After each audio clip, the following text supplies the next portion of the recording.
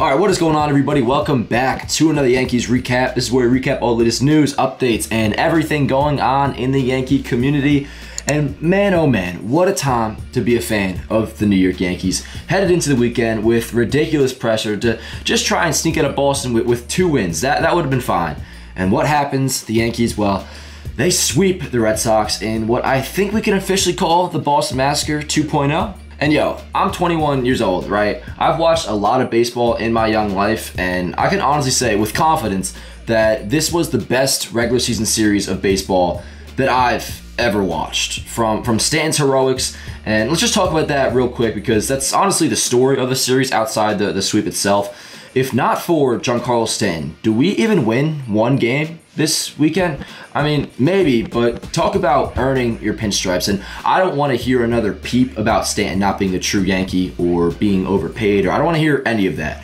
Not to mention his historic postseason last year. He's beyond proven himself this year, and I think most of you guys would agree on that. I feel like any Stanton haters out there, what ammo do you have left? So I'm hoping all you guys evaporated by now. But yeah, I mean, 3 homers this series, including that epic grand slam. And yo, I don't think I've ever screamed louder than I did on that Stanton grand slam.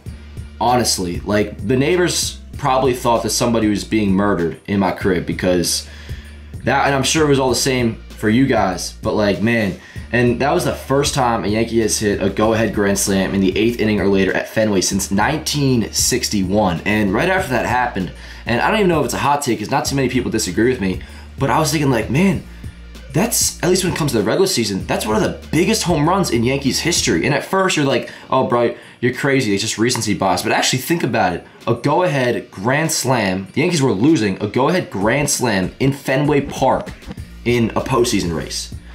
Yeah, and now he's just the 4th Yankee to have 3 homers and 10 RBIs in a 3-game span against the Red Sox.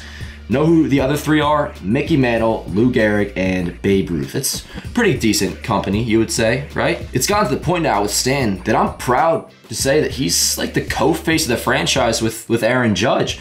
And Judge, while his overall numbers for the series weren't amazing, he had 2 really big hits. First one being in game 1, which, as you see, it just set the tone for the series really with a booming double off the wall. And then last night, with the help of a missed call by Joe West, yes, we do have to acknowledge that they definitely, he botched that call. That should have been strike 3, but guess what? Shit happens. It's baseball. It wasn't. And Judge, he took advantage. And you know, he ripped the go-ahead double.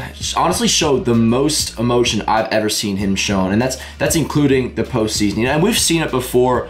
Even though Judge is reserved, he will have, you know, those moments where you see him be like, "Let's effing go," all that.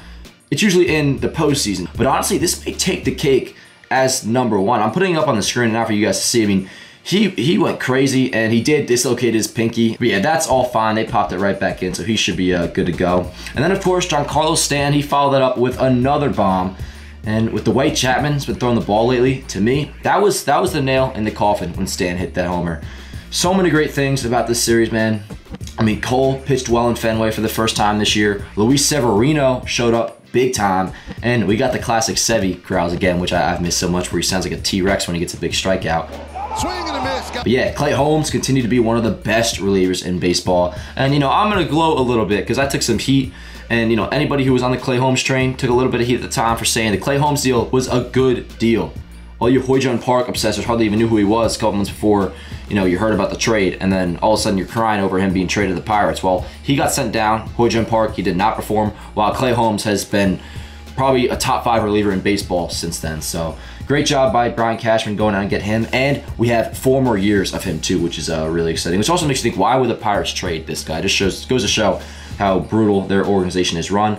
But yeah, I mean, the pitching overall was great. You know, some hiccups here and there, you know, with, you know, drop balls, that wasn't good. And I'd be a lot more mad about it right now if the result wasn't what it was. You know, Boone too had a boneheaded decision involving Clay Holmes, choosing to take him out last night for Joely Rodriguez. But nothing negative right now. There's no reason to be negative.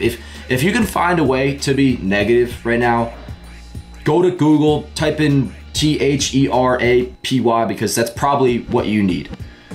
No reason to be negative right now. The Yankees just swept the Red Sox in Fenway Park and have now passed them for the first American League wildcard spot. The Blue Jays, they won yesterday too, so our lead over them remains at 2 games. And now we go to Toronto for another huge 3-game set. Guys, take 2 out of 3 from them, and then we're closing things up with the Rays at home back in the Bronx. And that's it for the season. So things are looking really good. We got some good vibes right now. Enjoy this time of year because, you know, while I do expect the Yankees to win the wildcard game because we got Garrett Cole going in that game, enjoy this part of the year. You know, there's nice crisp in the air. You get to wake up in the morning, listen to WFAN, the sports talk radio, whatever sports talk radio you listen to, and just appreciate the postseason chit-chat, you know, all the projections about what the lineup's going to be and what the potential matchups are going to be. You know, right now it's looking like we're going to face the Red Sox in the wildcard game, but the big difference maker after this series is that game would be at home, which I don't need to explain why that's such a difference maker. So just what I'm saying is appreciate the hype. Like, this is a very fun time, you know, heading into October baseball. I know I'm enjoying it. That's why I'm wearing my Take 17 sweatshirt, if you can't tell. Also too, if you can't tell, you definitely can tell, I got a haircut. I always look like I'm 12 the first week after getting my haircut, so ignore the way it looks right now. It'll blend in a little bit. Right now it's still in like mullet form, which the mullet is still kind of there, kind of. But yeah, I'm sure you guys all appreciate me finally cutting off the mop on my head. It was getting a little bit excessive, I know. That's all I'm gonna say for this video, guys. Great series. Like I said, great time to be a Yankee fan. Drop a like on this video if you enjoyed. It really helped me out a lot. And yeah, off day today, Toronto tomorrow. Let's go Yankees.